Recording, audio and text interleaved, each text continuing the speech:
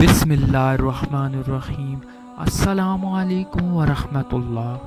اللہ تعالیٰ نے بنی اسرائیل میں کئی انبیاء اکرام علیہ السلام بھیجے، ان میں سے ایک عظیم رسول حضرت موسیٰ علیہ السلام بھی تھے۔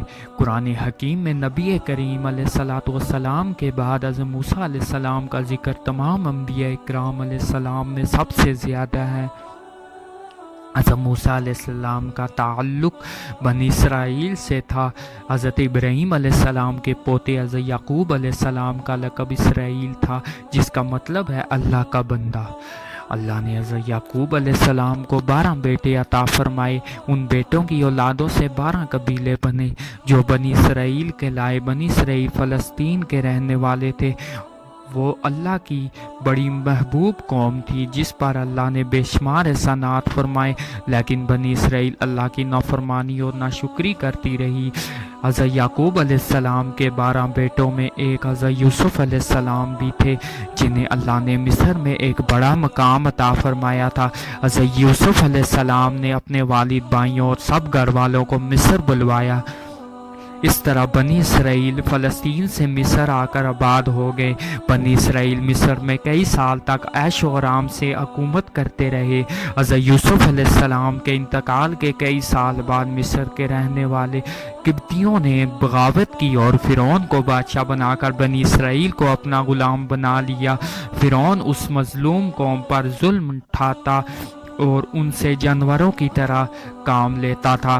فرعون کو نجومیوں نے خبر دی کہ بنی اسرائیل میں ایک لڑکا پیدا ہوگا جو اس کی بادشاہت کو ختم کر دے گا۔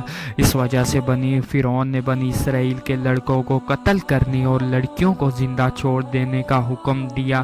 اللہ نے بنی اسرائیل کو فرعون کے ظلم و ستم سے آزاد کرنے کے لیے حضرت موسیٰ علیہ السلام کو رسول بنا کر بھیجا۔ حضرت موسیٰ علیہ السلام کی ولادت پر آپ علیہ السلام کی والدہ فکر مند ہوئی کہ اس بچے کو فرعون قتل کر دے گا۔ اللہ نے ان کے دل میں بات ڈال دی کہ ایک صندوق میں بچے کو ڈال کر دریا میں بہا دیں، اور انہیں تسلی دی کہ اللہ حضرت موسیٰ علیہ السلام کو واپس ان کے پاس پہنچا دیں گے۔ ان کی والدہ نے ایسا ہی کیا۔ صندوق حضرت موسیٰ علیہ السلام کو لیے دریا میں لہروں پر تیرتا رہا، اور حضرت موسیٰ علیہ السلام کی بڑی بہن دریا کے کنارے صندوق کے پیچھے پیچھے چلتی رہی۔ جب صندوق حضرت موسیٰ علیہ السلام کو لیے دریا میں تیرتا ہوا فرعون کے محل کے سامنے پہنچا تو فرعون کے لوگوں نے اسے نکال کر فرعون اور ملکہ کے سامنے پیش کیا۔ جیسے ہی صندوق کھولا گیا تو اندر ایک نہایت خوبصورت بچے کو دیکھا۔ اللہ نے حضرت موسیٰ علیہ السلام کی محبت ملکہ آسیہ کے دل میں ڈال دی۔ ملکہ نے فرعون سے کہا کہ ہم اس کو اپنا بیٹا بنا لیتے ہیں۔ فرعون نے ملکہ کی بات مان لی۔ فرعون حضرت موسیٰ علیہ السلام کو قتل کرنے سے باز رہا۔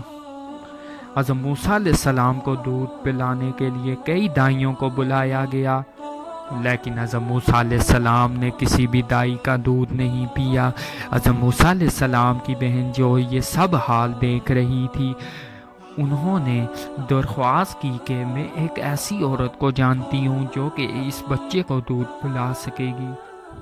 ملکہ آسیہ کو بچے کے بارے میں بہت فکر تھی، چنانچہ حضرت موسیٰ علیہ السلام کی بہن کی درخواست قبول کر لی گئی۔